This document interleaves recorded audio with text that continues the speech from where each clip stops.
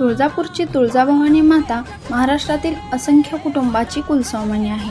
त्याचबरोबर महाराष्ट्राचे आराध्य दैवत छत्रपती शिवाजी महाराज देखील तुळजाभवानी मातेचे निस्सीम भक्त होते.